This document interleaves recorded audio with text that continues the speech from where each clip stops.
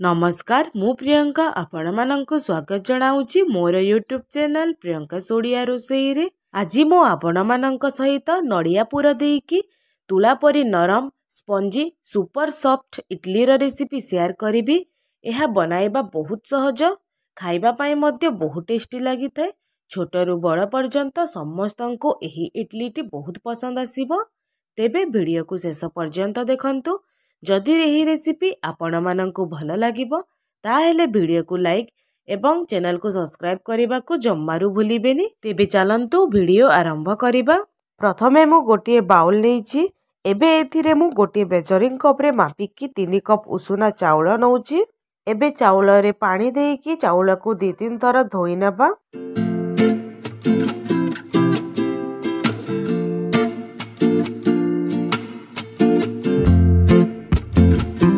देखंतु चाउल को मु भल भाबरे धोई नेइछि।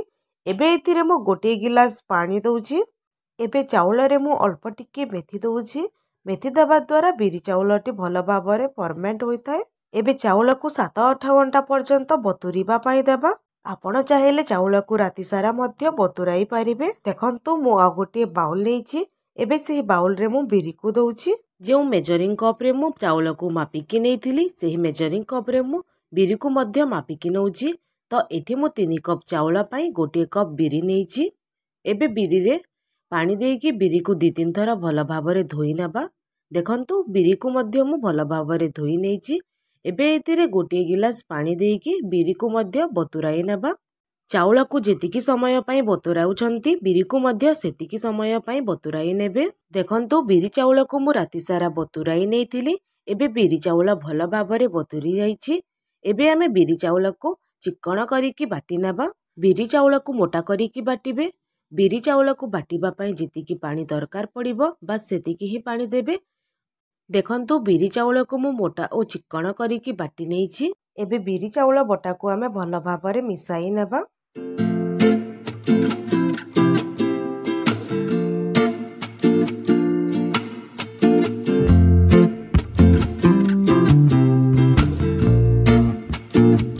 एबे एहाकु आमे कवर करिकी बिरी चाउल को फर्मेंट हबा पाई देबा। बिरी चाउल जेते भल भाबरे फर्मेंट हबो इडली सेते सॉफ्ट और स्पंजी बनिबो। जदि खरा दिन रे एहाकु तयारी करूछंती ताहेले 5 ରୁ 6 घंटा पर्यंत फर्मेंट हबा पाई देबे। जदि शीत दिन रे एहाकु तयारी करिवे तेबे 7 ରୁ 8 घंटा पर्यंत एहाकु फर्मेंट हबा पाई देबे। शीत दिन रे बिरी चाउल फर्मेंट हबा पाई टिके अधिका समय लागि थाए। एबे आमे नड़िया पुर तयारी करि नेबा। तो एठी मु गैस रे गोटे फ्राई पैन टे बसाई नेइछि। एबे एथिरे मु गोटे नड़िया को कोरिकी एथिरे दउछि। एथिरे 5 चमच चीनी देबा। आपण जेतिकी मिठा खांती सेही अनुसार चीनी को कम बेसी करिकी नै पारिबे। एबे ए सब को आमे भल भाबरे मिसई नेबा। चीनी मेल्ट होइकी नड़िया रो कलर हल्का चेंज हेबा पर्यंत नड़िया को आमे भाजिबा।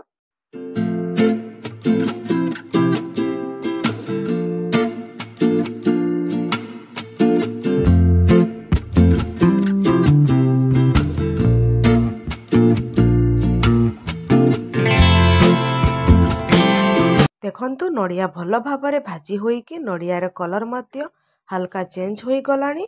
एबे गैस रो फ्लेम को ऑफ करिकी नड़िया को आमे गोटे प्लेट को काढी नेबा। एबे नड़िया रो पुर को आमे भल भाबरे ठंडा करि नेबा। एबे लिड खोलिकी बिरी चाउल को चेक करि नेबा। देखंतु बिरी चाउल भल भाबरे फर्मेंट होइकी साइज रे मध्य डबल होई जाइछि। मु गोटे डंकी सहायता रे आपण माननको देखाउछि। आपण माने देखि पारुतिबे बिरी चाउल केते भल भाबरे फर्मेंट होई जाइछि। बिरी चाउल बटा एमिति फर्मेंट हेले जाय इडलीटी पूरा सॉफ्ट बनिबो। एबे एथिरे स्वाद अनुसार लूण बा पाखा पाखी 1.5 चमच लूण दबा। गोटे पिंच बेकिंग सोडा दबा। ए सब को भल भाबरे मिसाई नबा।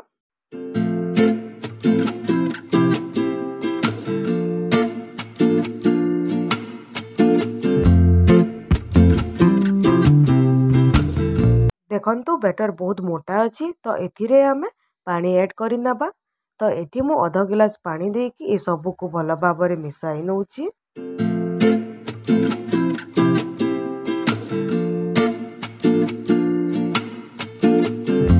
एबे मु आपण माननको बैटर रो कंसिस्टेंसी देखाउछि। देखंतु बैटर को एतिकी ही रखिबे। एबे आमे इडली तैयारी करिनबा।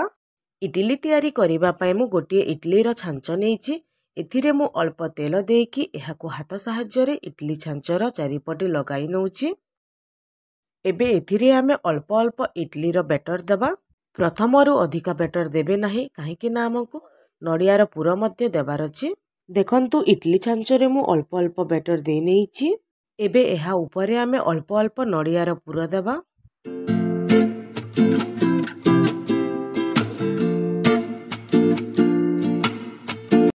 नडियार पुर दे सारिबा परे एबे एहा उपरे आमे अल्प अल्प करिकी बिरी चाउलर बैटर को देबा।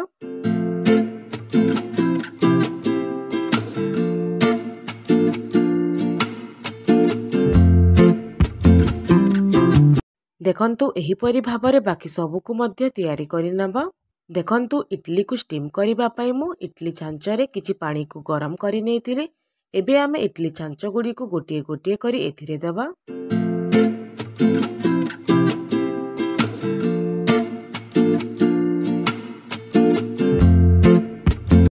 एबे एहाकु कवर करिकी इडली को 12 रु 15 मिनिट पर्यंत स्टीम करि नेबा। आठु आउ अधिका समय स्टीम करिबेनी नहेले इडली टाण होई जिवो। 15 मिनिट परे एबे लिड खोलिकी देखिबा। देखंतु इडली भल भाबरे स्टीम होई जाईछि। इडली भल भाबरे सिझिछि ना नाही चेक करिबा पई मु गोटी छुरी को इडली भितरे पोड़ीकी देखुछि। देखंतु चाकुटी पूरा क्लीन बाहरिछि ता माने इडली परफेक्टली सिझिछि। एबे इडली को बाहर को काढ़ीकी पूरा ठंडा करि नबा। देखंतु इडली को मु बाहर को काढ़ीकी ठंडा करि नेइछि। एबे गोटे चामच साहाय्यरे आमे इडली को छांचरु अलगा करि नबा। इडली ठंडा हेबा परे जाय इडली को आमे छांचरु अलगा करिबा नहले इडलीटी छांचरे लागि जाय थाए। देखंतु इडलीटी भल भाबरे फुलिकी केते सुंदर देखा जाउछि। एही परी भाबरे आमे बाकी इडली सबु को मध्य छांचरु अलगा करि नबा।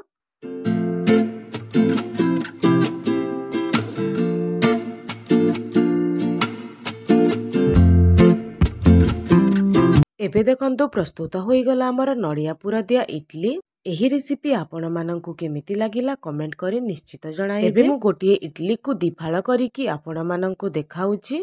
आपण माने देखि पारुथिबे इडलीटी केते सॉफ्ट ओ स्पंजी बनिछि। तेबे आजि पई एतिकी पुणी आसीबी आ गोटी नुआ रेसिपी नेकी। से पर्यंत रहुछि नमस्कार।